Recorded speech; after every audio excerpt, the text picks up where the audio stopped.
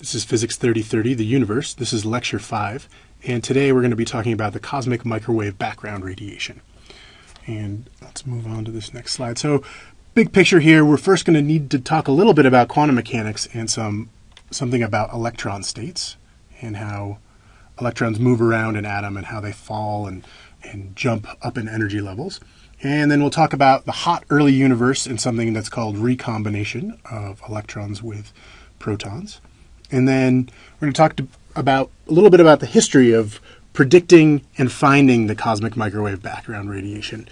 And we're going to talk about a little bit about blackbody radiation and then how all of this stuff about the cosmic microwave background is a window into the early universe. Okay, so let's close that and go to the next blank slide here. So the first thing we need to talk a little bit about is electron states. Okay. And many of you have a picture in your mind of, electron states, it's okay, of a positive nucleus. This is going to be a hydrogen atom, so just a positive nucleus with some little electron flying around it, right? And you probably think about it in general, and I actually think about it in general, sort of like the moon going around the sun, the Earth, or the Earth going around the sun. Well, in actuality, many of you may have seen that these actually act more like clouds, and we don't exactly know where the electron is at any given point around the atom. It's somewhere in this dotted region. Okay, and so that's really the better picture. When you solve the equations, you get a picture that looks like this, with these what we call orbital clouds, electron clouds around them with some probability. But we're going to stick to the old picture just as an analogy here. And so we're going to stick to this picture of a proton sitting in the center and way out here some electron flying around it in some orbit. Okay, and moving around in some orbit. And you could think about, and this is true, that if the electron somehow has a higher energy, so if I were to measure the energy of two different electrons, there's a good chance that if there was an electron with a higher energy, it would actually be further away from the proton in the center. Okay, and that's true over here in this picture. If I had an electron that was a bigger energy, it might have an orbital that was a little bit bigger than this. Doesn't mean it's always further away. It just means that it has a chance to be further away because it has a higher energy. Okay. Now, what I want to think about is what happens if I have an electron that jumps from this state down to this state. So in some way, the energy of the electron, this is the symbol for electron, E with a negative sign, goes down. Okay. So it jumps down. All right. Well, it turns out that quantum mechanics has something to say about this, and we're not going to go into any of the detailed math about this, but the thing that quantum mechanics says is that when the energy of an electron goes down, it goes from one spot in this orbit to another, then we get a photon that's emitted. And the energy of the photon is exactly equal to the energy, the change in energy. That's the little delta here. Let me clean that up a little bit. The change in energy, the energy lost by the electron. Okay, and this is a pretty important result of quantum mechanics if we look at all the fancy equations that describe how an electron moves around a proton. We get this. Okay, so we can tell how far something has jumped by what the energy of these electrons are. Now, the other thing that quantum mechanics says is, so that's kind of number one here, and then number two is only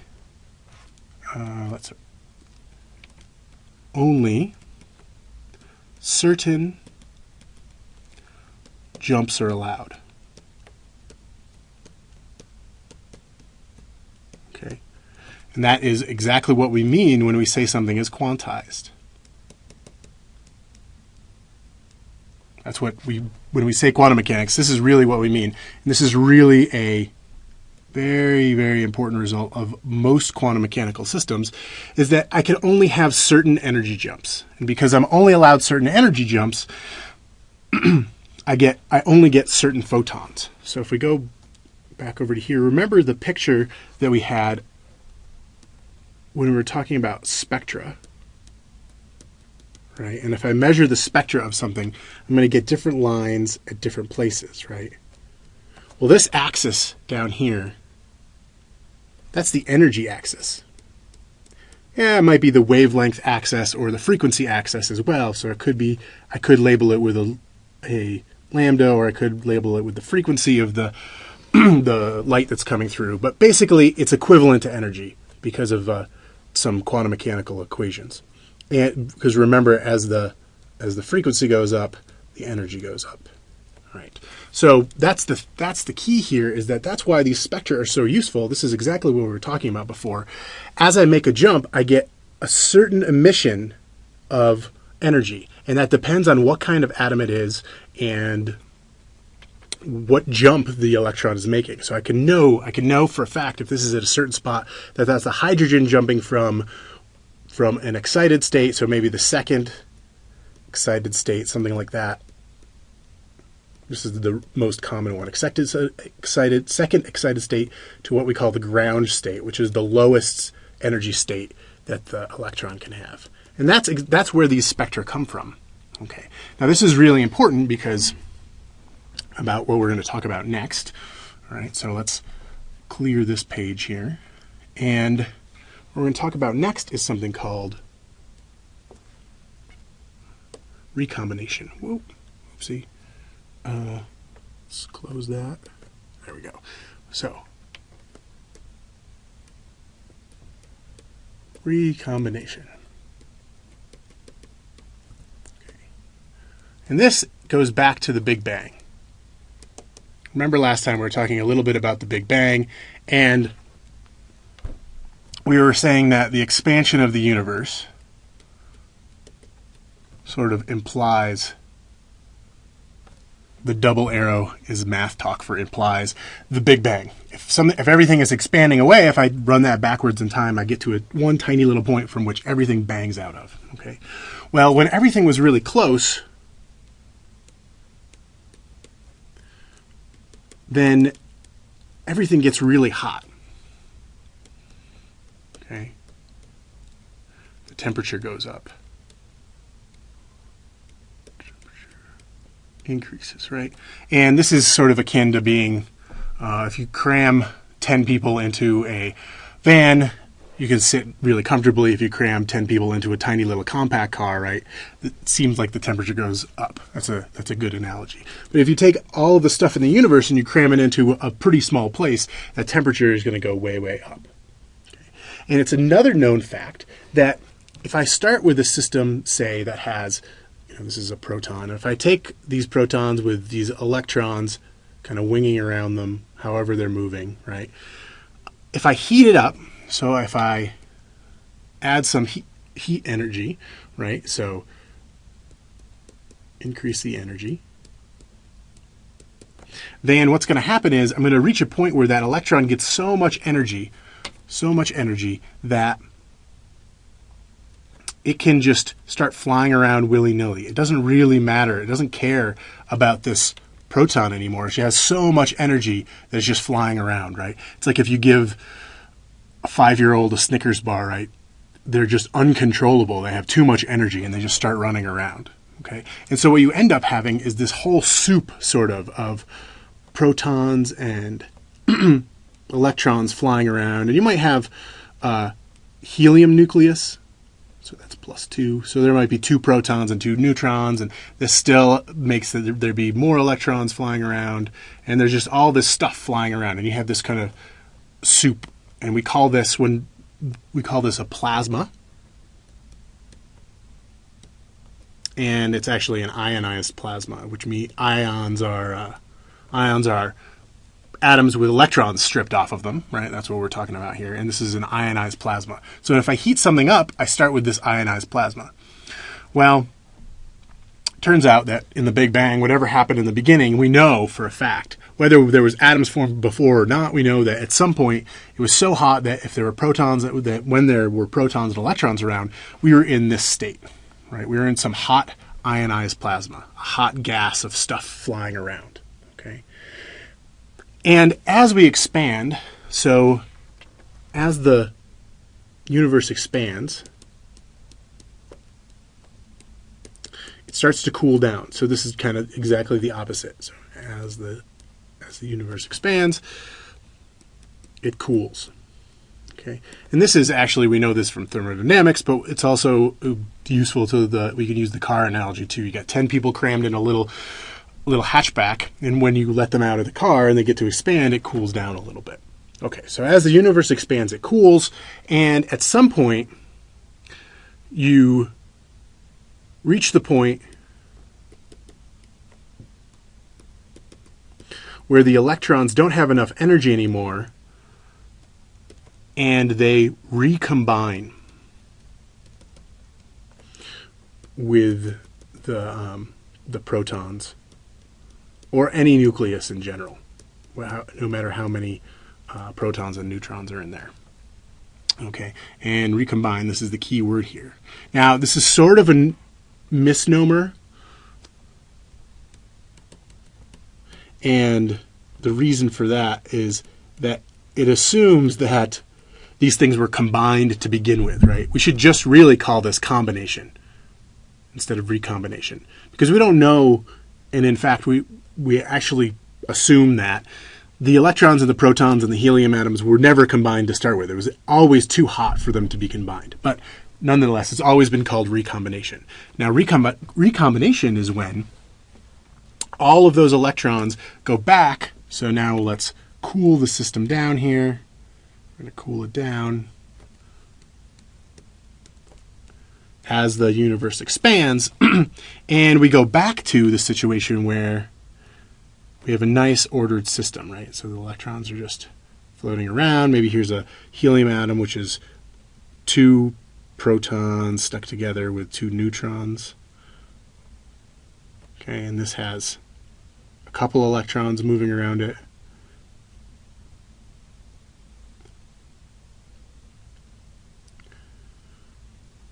There's another electron there. Okay, so we come back to a state that looks something like this, where everything comes back into place.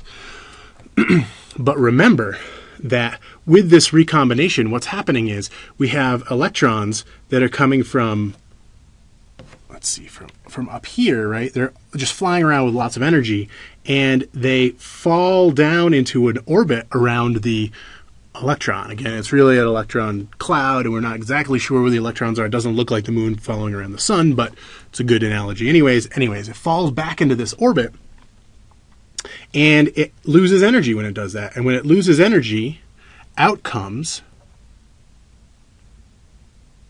a photon, just like we were talking about a little bit ago. This is what quantum mechanics tells us. And this wavy line here is the universal symbol for photon. And over here we get 2 photons emitted, right? And who knows what direction they go in. And we know exactly what the energy of those photons is supposed to be. Okay? So, this idea of recombination was known for a long, long time. And let's clear this ink layer. And this was predicted as early as the 40s. So, as early as the 1940s, people thought about recombination.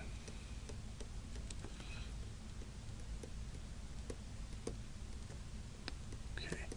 And there's a long history of this. There's a Russian cosmologist who actually moved to the United States named Gamow, who thought a lot about this.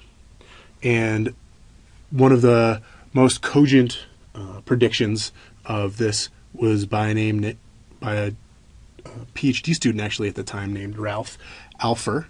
And Ralph Alpher probably, as I said, has the most cogent description and never really got much credit until much later in life.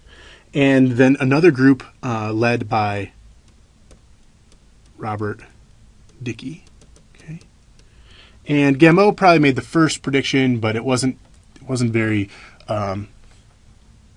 clear. Ralph Alpher made a prediction, but he never really referred to it as recombination. And then Dickey and some other folks made a prediction, but didn't actually publish it until after the discovery of the cosmic microwave background. So we'll talk about that here in a second. So Gamow, again, like I said, made the first prediction, but he thought, well, okay, we have this recombination idea, and so there's photons emitted. But the thing is, right, is that the universe has been expanding for a really, really long time since this happened. And we now know today that this recombination happened at about 200,000 years after the Big Bang. That's the kind of time scale we're talking about. Now, that seems like a really long time, but we're living about 13.7 billion years after the Big Bang. So this isn't even a million, which is a much, much smaller number. So 200,000 years after the Big Bang is a much, much smaller number. That's very close. I want to emphasize that. That's very close, relatively, to the Big Bang in time. Okay. But the universe has been expanding, and as we talked about last time, we did something called cosmic redshift. So we have this thing called cosmic redshift that we get where the photons are losing energy the entire time because the universe is expanding, and the photons kind of have to work against that expansion as they move along. Okay, so the question then becomes, what is current energy of those photons? So if those photons are still flying around after all these years, right, about 13.4 billion years after they get emitted, what is the current energy of those photons? Now, I hope I made it clear, but maybe I didn't. When recombination happened, there were a lot of photons released, right? All of the photons.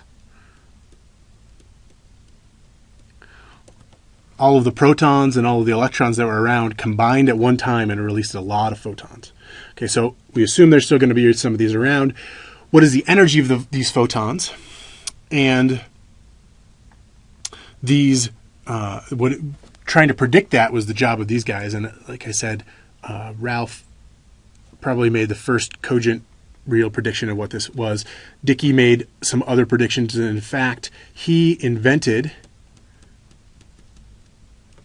a microwave. Remember, microwaves are a microwave detector. Microwaves are pretty long wavelength comparatively. Types of electromagnetic waves. You can look back at the E&M spectrum if you want to remember where those guys sit. So Dickey made a microwave detector to detect these. And what ended up happening was, let's cancel this here. What ended up happening was that two gentlemen named Penzias and Wilson were actually using this radio telescope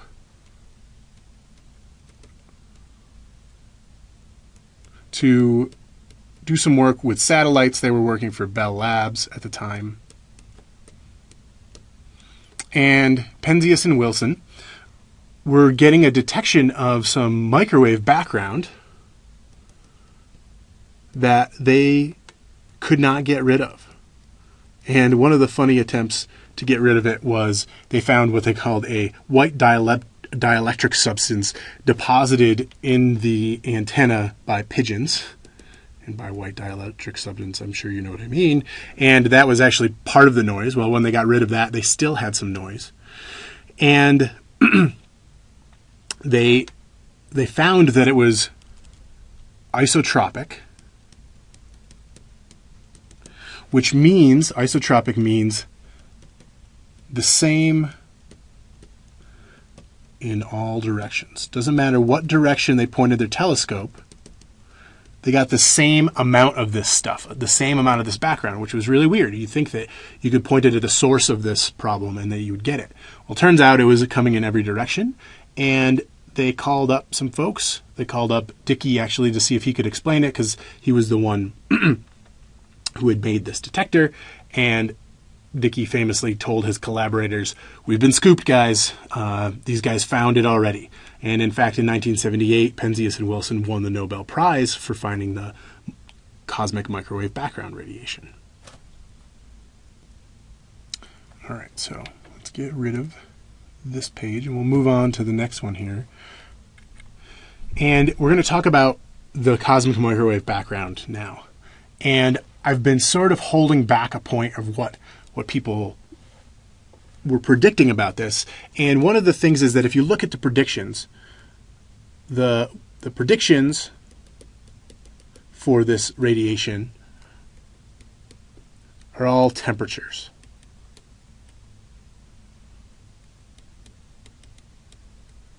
Okay. And Penzias and Wilson, so P and W, actually measured something that was 3 Kelvin. And Kelvin is, if you're not familiar with it, Kelvin is like, it's the same difference between degrees as Celsius, but it's whatever you get in Celsius, so Kelvin equals whatever you get in Celsius plus about 273 degrees. Okay? And the reason for this is that 0 Kelvin is the lowest temperature we can imagine. Not just imagine, it's the lowest temperature we can physically reach. And if you don't know about absolute zero, you should definitely look it up and see what you can find. It's a really, really interesting idea. The idea basically is that temperature is a measure of how much stuff vibrates on a molecular level. And if it's a measure of how much stuff vibrates, there's got to be a temperature where that stuff stops vibrating, and that's absolute zero. Okay, so when they actually measure it, they measure it to be 3 Kelvin. Some of the other predictions were around, well, they started out actually pretty big at like 40 Kelvin, and eventually the closest prediction before they really found the microwave background was 4 Kelvin. Okay, so why am I telling you this? Don't we measure frequencies don't we measure light at different frequencies? Then the answer is yes, pretty much. But when stuff is emitted, we get stuff at all kinds of different frequencies, and there ends up being a little bit of a spread in it. Now, the idea about what the temperature is, just from reading the frequency, is that there's something called a black body radiator.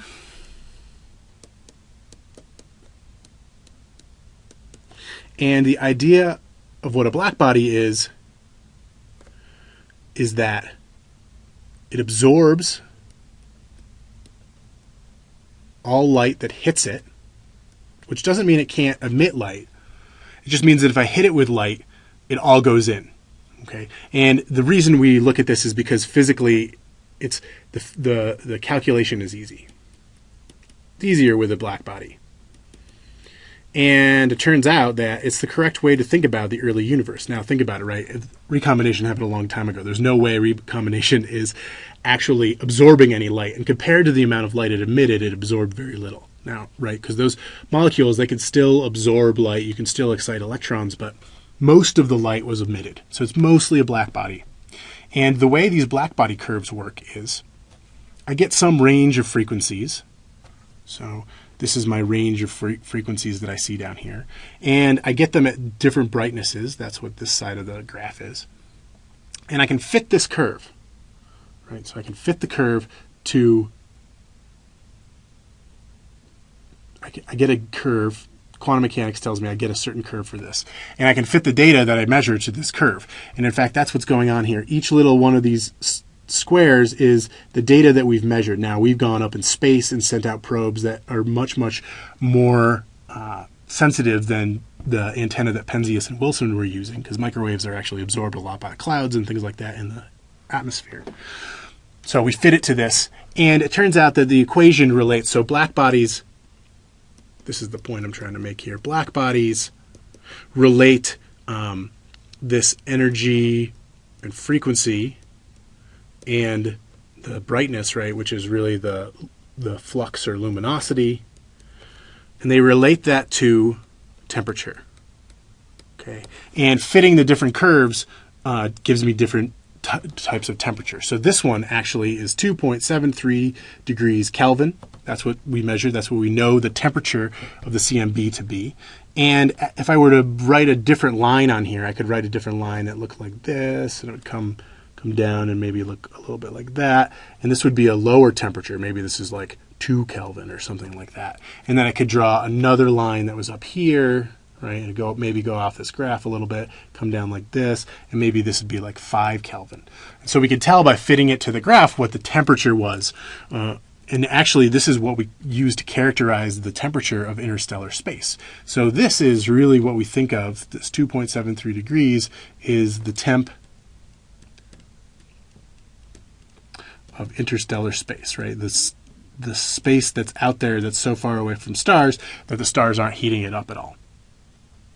Okay, so that's the idea behind black body radiation. That's the idea of how we connect it to temperature. All it really is back down here saying that there's some physics equation that relates these ideas of energy, frequency, and flux, so i.e. that graph, to the temperature of the stuff that emitted it. Now, of course, this is not the temperature that the galaxy was, right? The galaxy, not just the galaxy, the entire universe.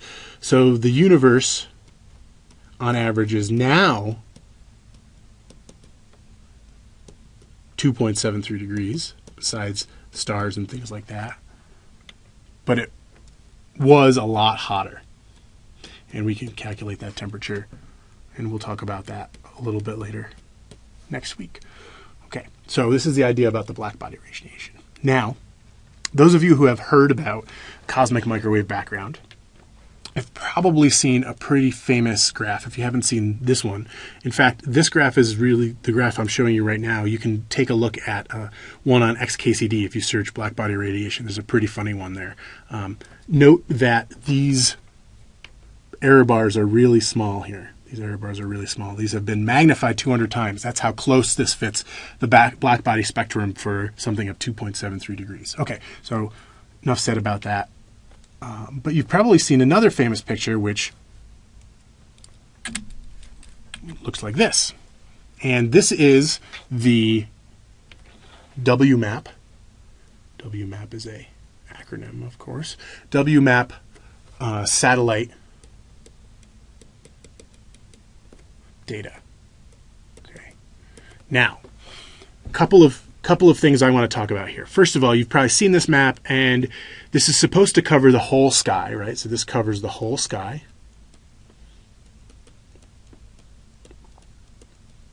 And there's a little bit of confusion about these sky maps. And I just want to address that first off down here.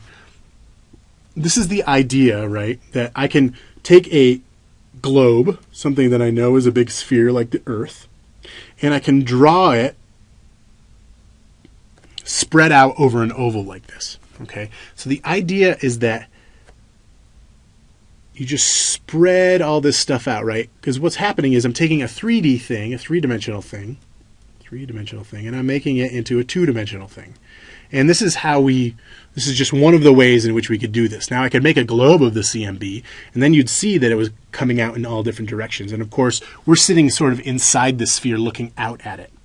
Okay? And this is what we see of the radiation. Okay, so that's the first thing. What we're really doing is taking a globe of CMB and stretching it into a big oval, just so that we can actually look at all of it. See, I can't actually see the backside of this globe, and that's the idea, is I want to be able to see all of it at one time.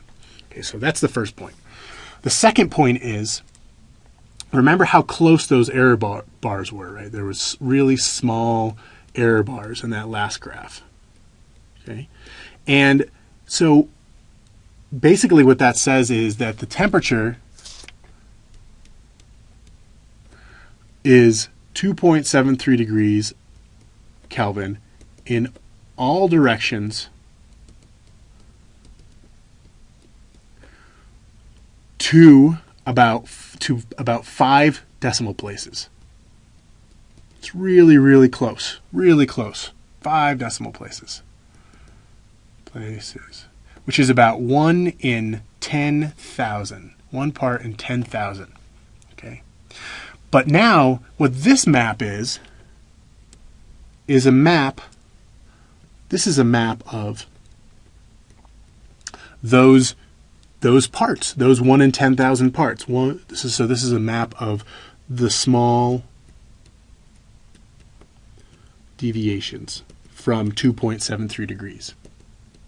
Okay, and here on this map, the darker the area, the cooler. So this is cooler than 2.73 degrees, and the bright areas are hotter than 2.73 degrees. Now, of course, this is tiny, tiny parts, right? This is 2.73, so this could be something like 2.73. Now, 1 in 10,000 is 5 zeros, so sorry, 4 zeros for 1. That's the part that we're looking at right there. We're looking at that small a digit, so that's one part bigger. So that could be just that much bigger. But why are these important? Because everything's cooled down a lot, these deviations now, so these small deviations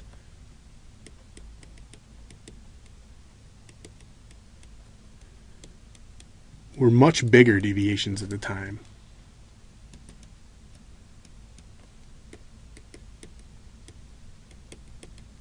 Okay. And these deviations, by the way, just to put a name to it, are called anisotropies. Okay, and the idea behind this, and we'll actually talk about it, isotropic again, but anisotropies. We were talking about how it's isotropic, which means it's the same in every direction. Well, if it's just a tiny bit different in one direction, that's what we call an anisotropy. It's not isotropic. And again, it's a tiny, tiny amount, 1 in 10,000, okay?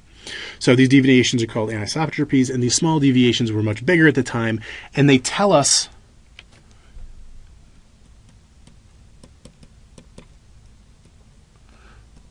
about the early universe. This is sort of a picture.